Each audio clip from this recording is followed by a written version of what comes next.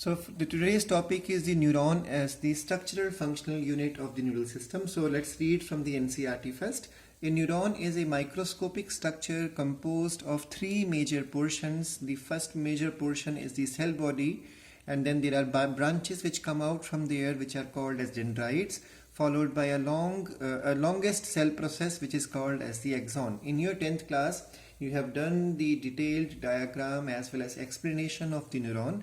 So we are only going to elaborate some more portion into it.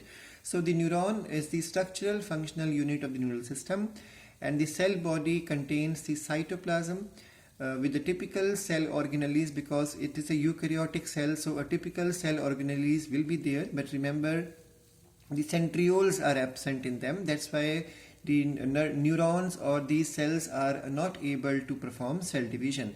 So the normal cell organelles are present in certain granular bodies which are portions of the endoplasmic reticulum, are called as the Nissel's granules.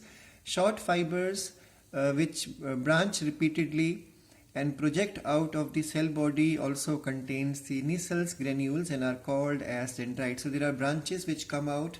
They are supposed to carry the receptors for carrying up the signal from the previous neuron, and they are called as dendrites. These fibers transmit the impulse towards the cell body. So the picking up of the nerve impulse, the picking up of a stimulus is done with the help of the dendrites, and dendrites pass on the impulse to the cell body. And from the cell body, axon is a long fiber, so from there starts the axon. Axon is the long fiber, the distal end of which is branched. So you can see in the diagram the last portion. Distal means the farthest portion. So this portion is branched, and each branch terminates as a bulb. You can see the bulb-like structures present here. As the bulb-like structures called as the synaptic knob, which possess synaptic vesicles containing the chemicals called as neurotransmitter. The first neurotransmitter to be identified and discovered by scientists is the acetylcholine.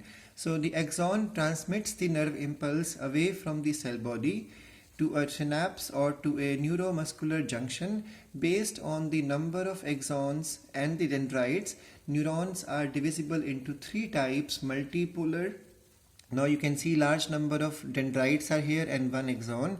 This is called as multipolar type of neuron, with one axon and two or more dendrites found in the cerebral cortex. Then the second type is the bipolar. Now bipolar will have one dendrite and one axon. That's why two poles will be visible, which is called as bipolar, with one axon and one dendrite, found in the retina, found even in the nose epithelium, found even in the ear. The unipolar means it carries only one cell body, one body with only one process. So cell body with only one axon is called as the unipolar, and it is found in the embryonic stage in human. There are two types of axons according to their components. So if they carry a myelin sheath, then they are called as the myelinated, otherwise they are called as the non-myelinated one. Myelinated nerve fibers are enveloped with the Schwann cells, which form a myelin sheath around the axon. So Schwann cells are responsible for formation of the myelin sheath around the axon. So if Schwann cells are there, myelin sheath would be there, and such a type of nerve would be called as myelinated. The other name is medulated. And the gap between, now whenever Schwann cells are present, they are not continuous. There is a gap in between their positioning. So the gap where this component is absent is called as the nodes of Renvier. So the gaps between the two adjacent myelin sheaths are called as the nodes of Renvier.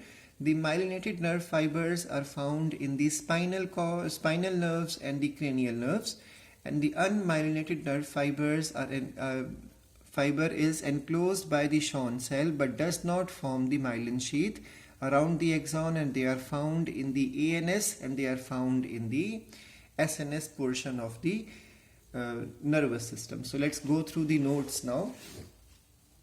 I hope this diagram is clear to you, because in your 10th class you have already done this in detail. This portion is called as cell body or the perikaryon, also called as cyton, and the branches which come out from here are called as the dendrites, and the further branches are called as dendrons. So dendrons and dendrites are there, and some red dots you can see. This all shows you the cytoplasmic content, and the main thing here is the nucleus, and then these dots can be called as the Nissel's granules, which are the small portions of the endoplasmic reticulum. They are involved in the proper functioning of the neuron, because its function is supposed to be the impulse.